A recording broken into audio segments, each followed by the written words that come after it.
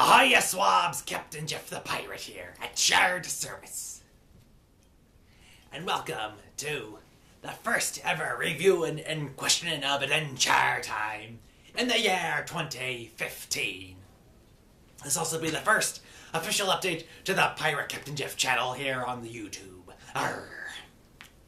I apologize for the lack of videos for recently, but well, alright. So I had stuff happening in the real world. Sorry about that. I actually had some time off to get some much needed sleep. Trust me, I needed that. And there hasn't been too many things to really update on, and lack of time and other stuff to subjects and blah blah blah. Excuse. Anyway, you're not here for that. You're here to listen to my review and questioning of the episode The Pajama War. Alright, so this episode kind of have two stories going on simultaneously, so I'll be telling part of story A, then after I get near to the end of that, I'll switch over to tell you story B, so, The opening shows Finn in pajama gear outside the palace of the Candy Kingdom. He'd be meeting up with Tree Trunks to be getting some of her freshly baked hot buns, to which the comment is Mr. Pig takes offense to and proceeds to slap Finn around. So after she drops off the buns, Tree Trunks and Mr. Pigs leave, but Finn takes the buns inside to get ready for the pajama celebration sleepover. Now then, the evening starts off with a game of musical chairs, so everyone will be going around and around and around. Then the music be stopping, and there'll be only one seat left, and Princess Bubblegum and Finn be the only ones not sitting. So they try to get onto the chair, but they can't. So as the losers or winners, whichever one you pick, they have to go in the coach closet for the game 7 Minutes in Heaven. And I'm like, oh boy, here we go again. Another relationship episode. It's gonna be But fortunately, it doesn't descend into that. So Finn and the princess go into the closet.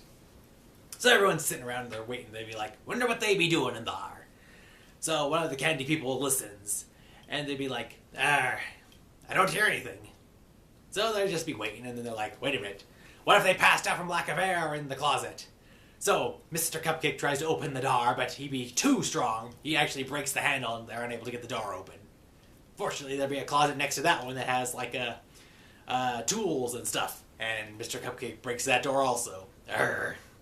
Meanwhile, Jake has some kind of it's like a cell phone for the Kingdom of Ooh. It's capable of texting and pictures, and he be on there communicating, trying to figure out what's going on. So, then the candy citizens realize they must be out of air, so they decide to breathe oxygen into the closet. Mr. Cupcake is blowing air in there, but one of them's like, wait a minute, don't we breathe out carbon dioxide or monoxide when we exhale? Like, quick, re-inhale all the air! So he does, and that plan goes awry. So then Manfred, the talking piata, has an idea. They'll put a sweater the size of the door up, and they'll fire a cannon shot at it because the sweater will absorb the impact of the round and blow the door open so they can get in and save everyone. Yes, this is going really south really fast. So the cannon shoots off, it blows the door open, but it also destroys most of the coat closet. So they now think Finn and the princess are dead. Especially since Chocolate Strawberry is like saying, I am getting a ghost message from Finn. He says, remember to feed Bimo. So now the question is, who's in charge of the Candy Kingdom now? So there'll be an argument about that, and then the party splits up into two halves. And obviously a fight ensues, because at the end, General Candy Corn, or Colonel Candy Corn, he was seen during the episode Something Big. He is now he's now the ruler of the Candy Kingdom, and imposing his new rules and policies. So this be going on, and then later, let's see, I think it's Chippy, I don't quite remember the name, but it's the chocolate chip cookie, he freaked out during Something Big, but got put back together, and now he's in charge with the Candy Corn as his faithful steed, so things have descended really fast at the Candy Kingdom.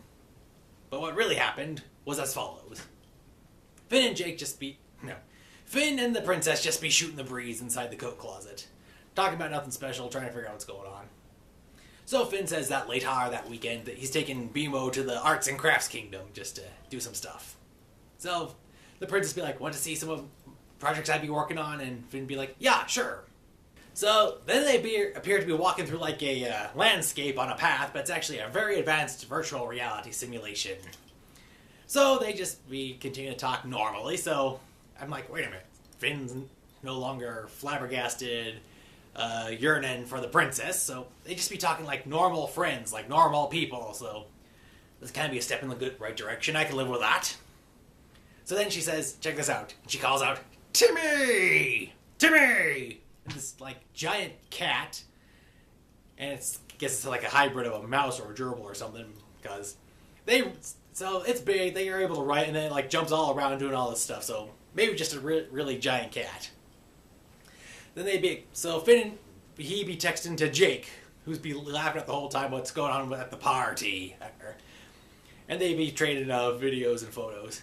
So then they be in like this weird underground candy garden, where Finn asks what the princess is up to, and she says that now she has more time to do stuff now that she's no longer watching everyone.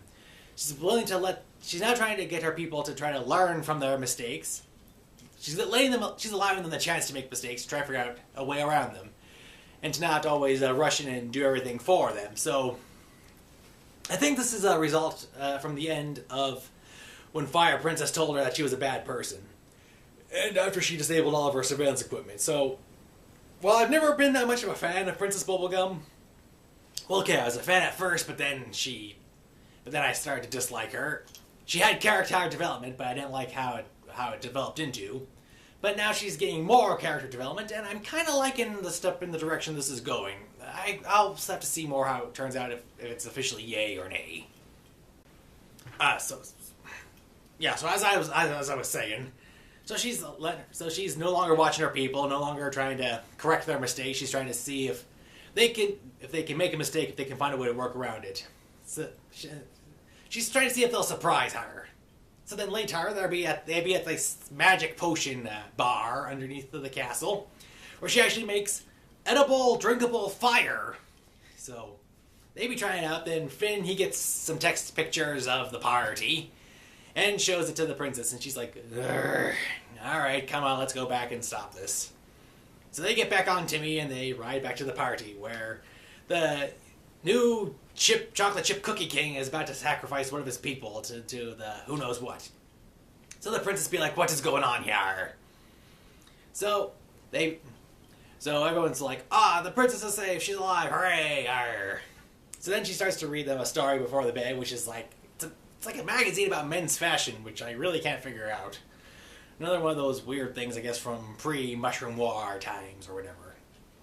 So anyway, before going to bed, Finn looks through his whatever cell phone, looking at all the pictures of he and him hang out with Princess Bubblegum. And that's how the episode ends. Now, like I said, I was worried this was going to be another relationship episode, because we've had so many of those as of late. But I was generally surprised how this episode went. I liked it because it showed how when Finn wasn't tripping over himself falling for the princess, how he could just talk to her like a normal person, how they could just hang out and not have any issues. And the princess, I also liked how she was now trying to not monitor all of her citizens and try to correct all of their mistakes for them. She's trying to, I like the development of Finn, the development of Princess Bubblegum, both their characters, and I liked how the Candy Kingdom just went crazy without her. It was very funny. The only question I just realized was if candy people explode when they're freaking out, as seen in a couple of previous episodes, why didn't no one freak out when Princess Bubblegum disappeared? I thought this would be a massive candy explosion, like that Candy Crush game you see on the Facebook. That's right, I play Facebook Candy Crush. Arr. But that's the only question I got. I'm pretty sure I'll think some stuff later if I rewatch it again and again and again. But like I said, I was very surprised and very satisfied with how this episode turned out. So for the Pajama War, I give it a 1.5 thumbs up. Yeah, so it was really good. Gave me the deception of a relationship episode, but went in a very good direction. And I liked how you had the story of what was really happening with Finn and the princess, and with everyone descending into chaos. It'd be very good. So if you get a chance, I highly recommend you see it. And once again, I apologize for the lateness of this posting and lack of postings in general from my channel. I'll try to be working on that, but things are about to get hectic again, so just bear with me as much as you can. Alright, until next time, this be Captain Jeff, reviewing and questioning Adventure Time, saying, Arr. Thank you for watching, and have a nice day.